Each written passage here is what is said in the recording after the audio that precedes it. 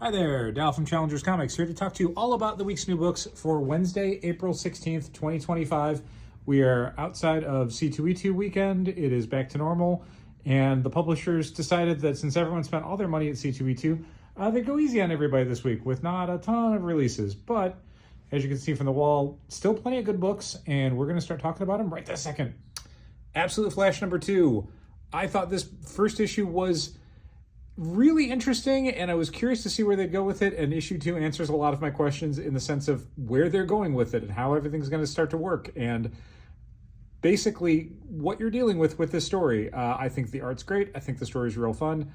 Do not miss out on this one. It's maybe not the biggest and best of the Absolute books, but it's still an incredibly good superhero comic. Naturally, a bunch of covers to go with it. Batman Superman World's Finest 38 is the first part of the, I think, 5 or 6 part Justice League Unlimited World's Finest crossover. Every part written by Mark Waid, the World's Finest issues drawn by Clayton Henry, and the Justice League Unlimited issues are drawn by, I can't remember who, and then the final part is going to be drawn by Dan Mora. If you're not reading Batman Superman World's Finest and you are reading Justice League Unlimited, I'd highly recommend picking up this issue. Not only is it a great story in its own right, but it is also setting up a lot of the stuff that you're going to be seeing in Justice League Unlimited with the next part. Conversely, if you're reading World's Finest but not reading Justice League Unlimited, I would highly recommend reading Justice League Unlimited for the next 2 months, because all of this is going to be one big story. The 5 covers, I believe, all connect, just to show you how much it's all connected. Godzilla vs. Hulk. This is the second of the Godzilla vs. Marvel Heroes one-shots.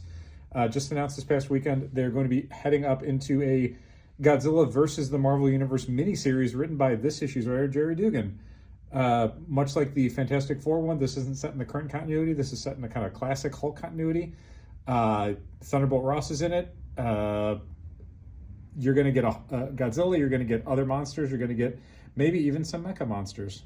Superior Avengers. This is an incredibly strange One World Under Doom tie-in miniseries where Kristoff, the sometimes Doctor Doom, sometimes Doctor Doom's son, recruits a multiversal futuristic team of new Avengers. You'll meet all of them in this issue, and you'll find out some fun secrets they've got. Our pick of the week, Summer Superman Special. This is as good an introduction to a very fun line of comics as you're likely to see. Mark Waid, Dan Slott, and Josh Williamson, the 3 main writers for the Superman books this summer. Mark Waid writing Action Comics, Dan Slott writing the upcoming Superman Unlimited, and Josh Williamson writing the monthly Superman comic.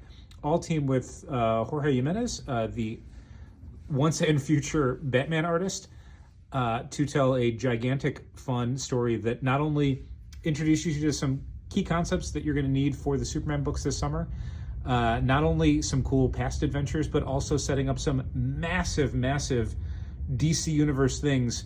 If you've been wondering what happens next after that All-In special from like 6 months ago, this issue is what happens next. Do not miss out on it. It's great, and if you like DC stuff, it's super important. Main cover by Jorge Jimenez. We got Supergirl variant, foil variant, and a 1 in 25 variant. Wolverine #8 is the Legacy 400th issue, which means it's oversized, which means you get 3 big stories in this. The first one is wrapping up some of the major storylines that have been running since issue 1 of this new series. The middle story is a neat Saladin Ahmed, kind of just a good Wolverine adventure. You got a Bendis variant, but then the third story is by Daniel Warren Johnson and Mike Spicer. This, as you can tell by the cover, is set in Samurai days. It's great. If you like Daniel Warren Johnson stuff, and you know we do, don't miss this one. It is a little expensive, but you do get your $8 worth in Daniel Warren Johnson stuff alone. And that is pretty much it for this week. Like I said, not the biggest week ever. Thank you to publishers for letting everyone breathe a little bit after spending all of our money at C2E2 over the weekend. But again, plenty of good books. I mentioned them all, but you can see here that there's even more good issues, good graphic novels, good catalogs. Good God, good night. Thanks for watching. Keep reading comics.